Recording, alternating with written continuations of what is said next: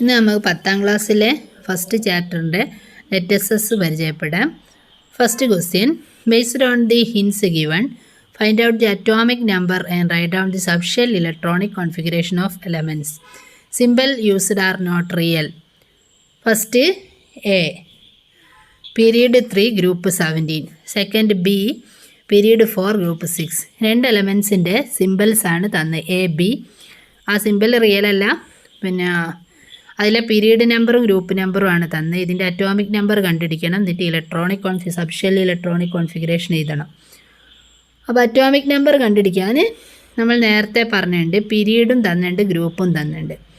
അപ്പോൾ first A എന്ന് പറഞ്ഞ എലമെൻറ്റിൻ്റെ ഗ്രൂപ്പ് 17 ആണ്. ഗ്രൂപ്പ് 17 എന്ന് പറഞ്ഞാൽ നമുക്കറിയാം അതൊരു പി ബ്ലോക്ക് എലമെൻ്റാണ്.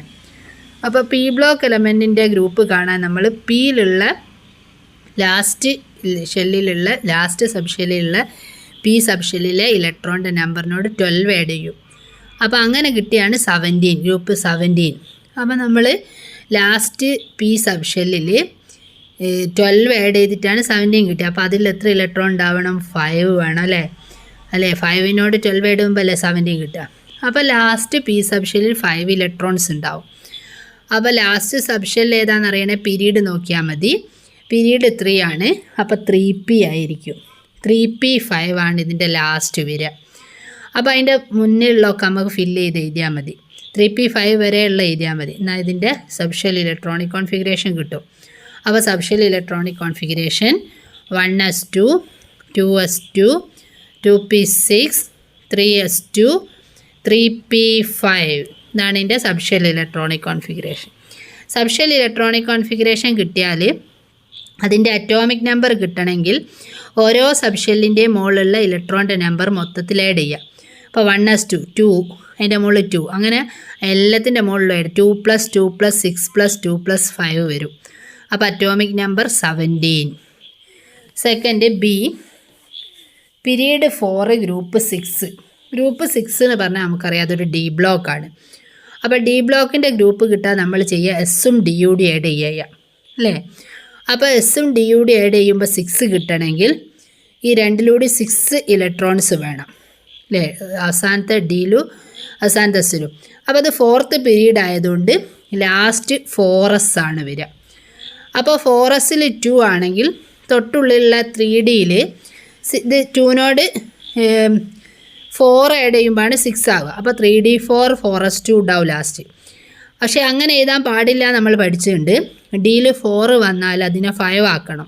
അപ്പോൾ last electronic configuration 3d5 4s1 ആവും. എന്നാലും 6 ആകുമല്ലോ. ഡിയിലുള്ള 5ഉം എസ്സിലുള്ള 1 കൂടി ആഡ് ചെയ്താൽ 6 ആവും, ഗ്രൂപ്പ് നമ്പർ കിട്ടും. ഇനി അതിൻ്റെ മുന്നോട്ടുള്ള അങ്ങ് എഴുതി കൊടുത്താൽ മതി. അതിൻ്റെ മുന്നിലുള്ളതൊക്കെ ഫില്ല് ചെയ്ത് എഴുതാം. 1s2, 2s2, 2p6, 3s2, 3p6, 3d5, 4s1. അപ്പോൾ ഇതിൻ്റെ അറ്റോമിക് നമ്പർ കിട്ടണേ മേലുള്ള നമ്പർ ഇലക്ട്രോണിൻ്റെ നമ്പർ സബ്ഷെല്ലിൻ്റെ മേലുള്ള നമ്പേഴ്സൊക്കെ ആഡ് ചെയ്യാം. അപ്പോൾ 2 + 2 + 6 + 2 + 6 + 5 + 1. അപ്പോൾ 24 ഉണ്ടാവും. Atomic number 24. ഓക്കെ, അടുത്ത question. When the last electron of an atom was filled in 3D subshell, the subshell electronic configuration was 3d8. Last shell subshell electronic configuration 3d8 ആണ്. Answer the question related to this atom. താഴെ കൊടുത്ത question answer ചെയ്യുക. First question, complete subshell electronic configuration. Subshell electronic configuration complete ചെയ്യുക. അപ്പോൾ last electron 3d8ലാണ്. അപ്പോൾ അതുവരെയുള്ള ഫുള്ളായിട്ട് എഴുതിയാൽ കംപ്ലീറ്റ് ഇലക്ട്രോണിക് കോൺഫിഗറേഷൻ ആവും. അപ്പോൾ ഫസ്റ്റ് മുതൽ എഴുതുക. 1s2, 2s2, 2p6, 3s2, 3p6. പിന്നെ 3d എന്ന് പറഞ്ഞ സബ്ഷെൽ ആഡ് ഉണ്ടെങ്കിൽ 4s കംപ്ലീറ്റ് ചെയ്യും. എന്നിട്ട് 3d എത്രയാണെന്ന് പറഞ്ഞിട്ടുണ്ട്, 3dയിൽ 8 ആണ്. അപ്പോൾ 3d8. അപ്പോൾ എഴുതുന്ന ഓർഡറിൽ വായിക്കുന്ന സമയത്ത് ഇങ്ങനെ ഉണ്ടാവും: 1s2, 2s2, 2p6, 3s2, 3p6, 3d8, 4s2. 4s2 complete ചെയ്തതിന് ശേഷമാണ് 3dയിലേക്ക് ഇലക്ട്രോൺ ഫില്ലാവുന്നത്. അതിൽ അടുത്ത question, atomic number. Atomic number അറിയണമെങ്കിൽ സബ്ഷെൽ ഇലക്ട്രോണിക് കോൺഫിഗറേഷൻ്റെ മേലുള്ള നമ്പേഴ്സ് ആഡ് ചെയ്താൽ മതി. ഓരോ സബ്ഷെല്ലിലെയും ഇലക്ട്രോണിൻ്റെ നമ്പേഴ്സ് ടോട്ടൽ ആഡ് ചെയ്യാം. അപ്പോൾ ഇവിടെ 28 ആണ് കിട്ടുക. ഞാൻ ബ്ലോക്ക് ചോദിച്ചിട്ടുണ്ട്. ബ്ലോക്ക് എന്ന് പറയാൻ നിങ്ങൾ പഠിച്ചിട്ടുണ്ട്. ലാസ്റ്റ് ഇലക്ട്രോൺ എൻ്റർ ചെയ്യുന്ന സബ്ഷെല്ലാണ് ബ്ലോക്ക്. അപ്പോൾ ഇവിടെ ലാസ്റ്റ് ഇലക്ട്രോൺ 3Dയിലാണ്. അപ്പോൾ ബ്ലോക്ക് D. പീരീഡ് നമ്പർ ചോദിച്ചിട്ടുണ്ട്. പീരീഡ് നമ്പർ എന്ന് പറഞ്ഞാൽ ഹയസ്റ്റ് ഷെൽ നമ്പറാണ്. അപ്പോൾ സബ്ഷെൽ ഇലക്ട്രോണിക് കോൺഫിഗറേഷൻ എഴുതിയാൽ അവിടെ ഹയസ്റ്റ് ഷെൽ നമ്പർ 4 ആണ്. ലാസ്റ്റ് വരെ 4s2 ആണ് സബ്ഷെൽ ഇലക്ട്രോണിക്. അപ്പോൾ ഹയസ്റ്റ് ഷെൽ നമ്പർ 4. അങ്ങനെ ഗ്രൂപ്പ് നമ്പർ ചോദിച്ചിട്ടുണ്ട്. D ബ്ലോക്ക് ആയതുകൊണ്ട് ഗ്രൂപ്പ് നമ്പർ ലാസ്റ്റ് എസ്സും അതിൻ്റെ തൊട്ടുള്ളിലുള്ള ഡിയുടെയും ആഡ് ചെയ്യാം. അപ്പോൾ ഡിയിൽ 8 ഇലക്ട്രോൺസ്, എസ്സിൽ 2 ഇലക്ട്രോൺസ്. അപ്പോൾ S + D 8 + 2 10. അപ്പോൾ group number 10. Then next question, third question. Pick out the wrong subshell electronic configuration from those given below. താഴെ കൊടുത്തതിൽ റോങ് ആയിട്ടുള്ള സബ്ഷെൽ ഇലക്ട്രോണിക് കോൺഫിഗറേഷൻ എഴുതാനാണ് പറയുന്നത്. അപ്പോൾ ഇതിൽ ഫസ്റ്റ് 1s2 2s2 2p7 ആണ്. 2pയിൽ ഒരിക്കലും 7 വരില്ല. പിയിൽ മാക്സിമം 6 ഇലക്ട്രോൺസേ വരും. അപ്പോൾ അത് റോങ് ആണ്. First 1 wrong. Then B 1s2 2s2 2p2 അത് കറക്റ്റാണ്. കാരണം 2pയിൽ 2 ഉണ്ടാവുള്ളൂ. അതിൽ 2pയിൽ 6 ഇലക്ട്രോൺ കൊള്ളും. പക്ഷേ മിനിമം 3 ആവാമല്ലോ. മാക്സിമം ആണ് 6. അപ്പോൾ സെക്കൻഡ് 1 കറക്റ്റാണ്. Third C 1s2 2s2 2p5 3s1 അത് കറക്റ്റ് അല്ല. കാരണം 2pയിൽ 6 കംപ്ലീറ്റ് ചെയ്തിട്ട് 3sലേക്ക് ഇലക്ട്രോൺ ഫില്ല് ആവുള്ളൂ. അപ്പോൾ നമ്മൾ അതിനെ കറക്റ്റ് ചെയ്യണമെങ്കിൽ 1s2 2s2 2p6 എഴുതണം. അടുത്ത D 1s2 2s2 2p6 3s2 3p4 3d2 4s1 ഇതിൽ കറക്റ്റാണ്. അല്ല, കറക്റ്റ് അല്ല, സോറി.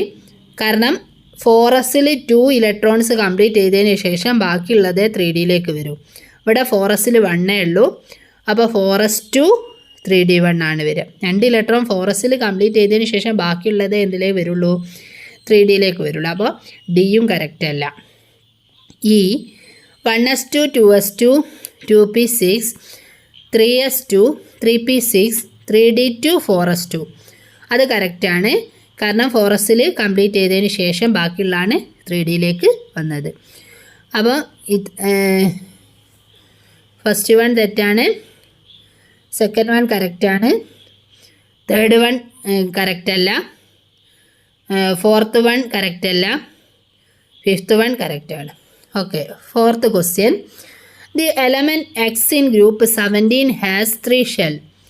ഒരു എലമെൻറ്റ് എക്സ് എന്ന് പറഞ്ഞ ഒരു എലമെൻറ്റ്, അതും സിമ്പൽ കറക്റ്റ് അല്ല, ഒരു വെറുതെ ഒരു സിമ്പൽ കൊടുത്താണ് എക്സ്. ഗ്രൂപ്പ് 17 ആണ്, 3 ഷെല്ലുണ്ട്. ഇഫ് സോ അങ്ങനെയാണെങ്കിൽ right the subshell electronic configuration of the element. Subshell electronic configuration എഴുതണം. അത് നേരത്തെ നമ്മൾ പറഞ്ഞത് തന്നെയാണ്. അതായത് ഗ്രൂപ്പ് 17 ആണെങ്കിൽ നമുക്കറിയാം പി ബ്ലോക്കിലാണ്. പി ബ്ലോക്കിൽ ഗ്രൂപ്പ് 17 കിട്ടണമെങ്കിൽ പിയിൽ 5 വരണം, അല്ലേ?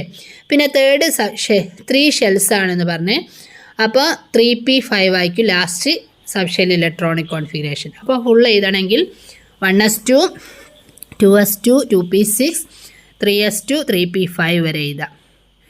Right the period number. Period number എന്ന് പറഞ്ഞാൽ ഹയസ്റ്റ് ഷെൽ നമ്പറാണ്. ഇവിടെ 3 ആണ്. അപ്പോൾ പീരീഡ് 3 അല്ലെങ്കിലും 3 ഷെൽസാന്ന് മേലെ പറയുന്നുണ്ട്. 3 ഷെല്ലുണ്ടെങ്കിൽ തേർഡ് പീരീഡ് ആയിരിക്കും. Then third question.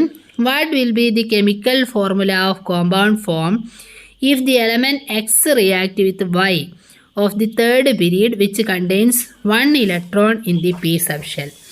ഇത് നമ്മൾ നേരത്തെ പഠിക്കുന്നതാണ്. ഇലക്ട്രോണിക് കോൺഫിഗറേഷൻ അവിടെ നമ്മൾ വാലൻസി ഉപയോഗിച്ച് കെമിക്കൽ ഫോർമുല എഴുതിയിട്ടുണ്ട്. അതേപോലെ ഇതിലും എക്സ് എന്ന എലമെൻറ്റിൻ്റെയും വൈ എന്ന എലമെൻറ്റിൻ്റെയും വാലൻസി ആദ്യം കണ്ടുപിടിക്കുക. എന്നിട്ട് ആ വാലൻസികൾ പരസ്പരം മാറ്റി അതിൻ്റെ അടിയിൽ എഴുതിയാൽ ഇതിൻ്റെ കെമിക്കൽ ഫോർമുല ആവും. നമുക്ക് നോക്കാം.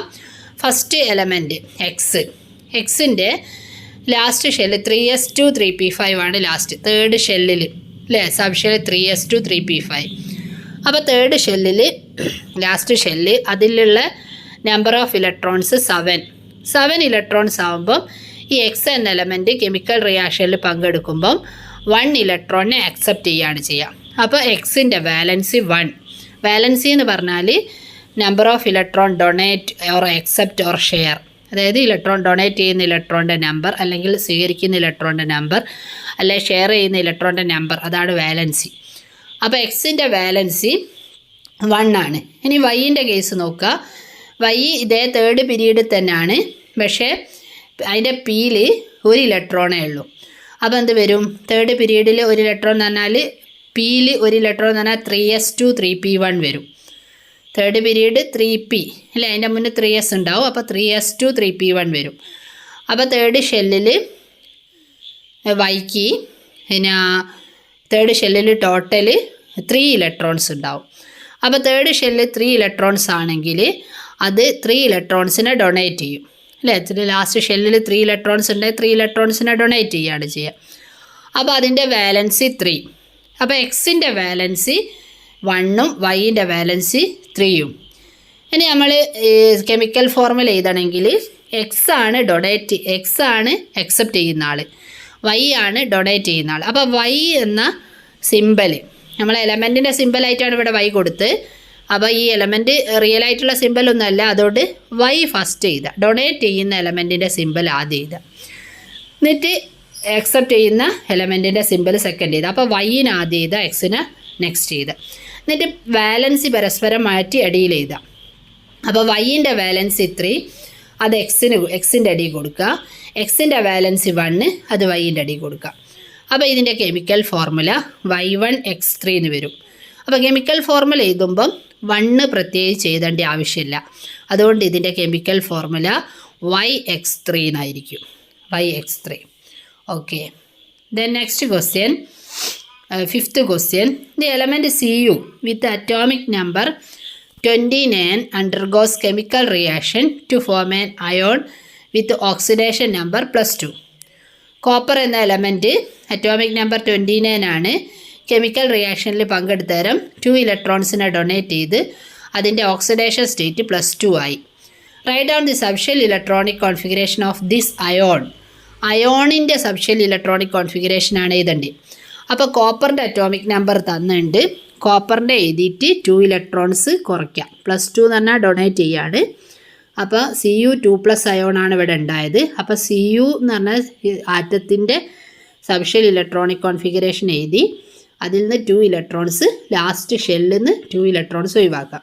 അപ്പോൾ ഇതിൻ്റെ Cuൻ്റെ subshell electronic configuration 1s2 2s2 2p6 3s2 3p6 3d10 4s1 ഉണ്ടാവും. 3d9 4s2 എന്നുള്ളത് നമ്മൾ എന്ത് ചെയ്യും, സ്റ്റേബിൾ ആകാൻ വേണ്ടി 3d10 4s1 ആക്കും. ഇതാണ് സബ്ഷെൽ ഇലക്ട്രോൺ. ഇനി നമ്മൾ എന്ത് ചെയ്യണം, 2 ഇലക്ട്രോൺസിനെ കുറയ്ക്കണം. അപ്പോൾ 4s നിന്ന് 1 ഇലക്ട്രോൺ കുറഞ്ഞു, 4sൽ 1 ഇലക്ട്രോണേ ഉള്ളൂ, അത് കുറഞ്ഞ്, പിന്നെ 1 d എന്നും കുറഞ്ഞു.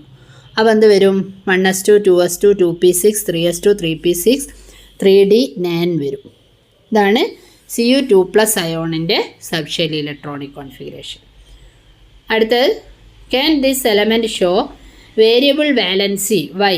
ഈ എലമെൻറ്റ് വേരിയബിൾ വാലൻസി കാണിക്കുന്നുണ്ടോ, എന്തുകൊണ്ട്?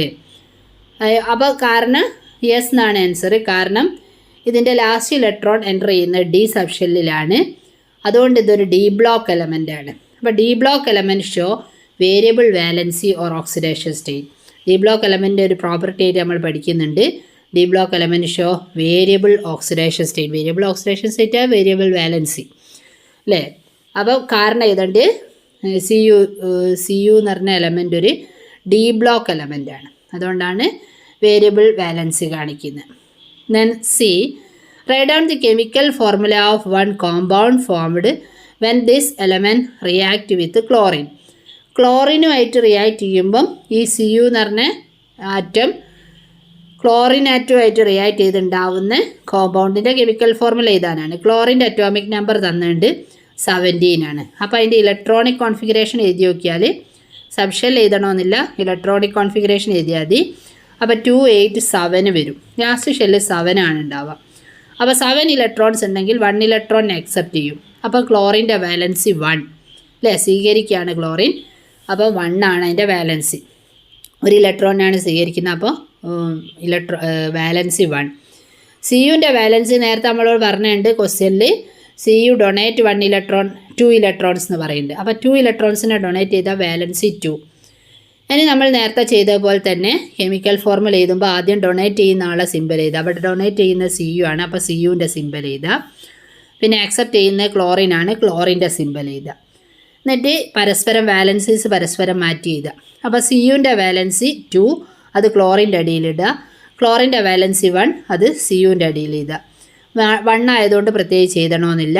അപ്പോൾ കെമിക്കൽ ഫോർമുല CuCl2 എന്ന് വരും. Then next question, certain subshells are given below 2s 2d 3f 3d 5s 3p. Which are the subshells that are not possible? Possible അല്ലാത്ത സബ്ഷെൽ ഏത്? നമുക്കറിയാം 1ൽ എസ് മാത്രമേ ഉള്ളൂ അല്ലേ, 2ൽ 2s 2p ഉണ്ട് അല്ലേ, 3ൽ 3s 3p 3d ഉണ്ട് നമുക്കറിയാം. അപ്പോൾ അതിനനുസരിച്ച് നോക്കുകയാണെങ്കിൽ 2s പോസിബിളാണ്, 2d പോസിബിൾ അല്ല. റീസൺ എന്താണെന്ന് ചോദിക്കും, ഗീവ് റീസൺ എന്ന് പറയാം. അപ്പോൾ സെക്കൻഡ് മെയിൻ ഷെല്ലിൽ 2 സബ് ഷെല്ലേ ഉള്ളൂ, 2s and 2p. 2d is not possible. Then 3f possible അല്ല, കാരണം എഫ് സബ് ഷെല്ല് വരുന്നത് 4ലാണ്, 4f ആണ് വരുന്നത്. തേർഡ് മെയിൻ ഷെല്ലിൽ 3d വരെ ഉള്ളൂ അല്ലേ, അപ്പോൾ 3fും പോസിബിൾ അല്ല. 3d പോസിബിളാണ്, 5s പോസിബിളാണ് അല്ലേ, 5s എല്ലാത്തിലും പോസിബിളാണ്. എസ് എല്ലാ മെയിൻ ഷെല്ലിലും ഉള്ള സബ് ഷെല്ലാണ് എസ്. Then 3p പോസിബിളാണ്. അപ്പോൾ പോസിബിൾ അല്ലാത്ത 2 എണ്ണേ ഉള്ളൂ, പിന്നെ 2d and 3f. Possible അല്ലാത്തതിന് reason നമുക്കറിയാം. അപ്പോൾ ഇത്രയാണ് നമ്മളെ ലെറ്റസസ് എന്നുള്ള ഭാഗത്തിലുള്ളത്. അപ്പോൾ ഈ കാര്യങ്ങൾ കൂടുതൽ മനസ്സിലാക്കി നോട്ട്ബുക്കിലേക്ക് ഒന്ന്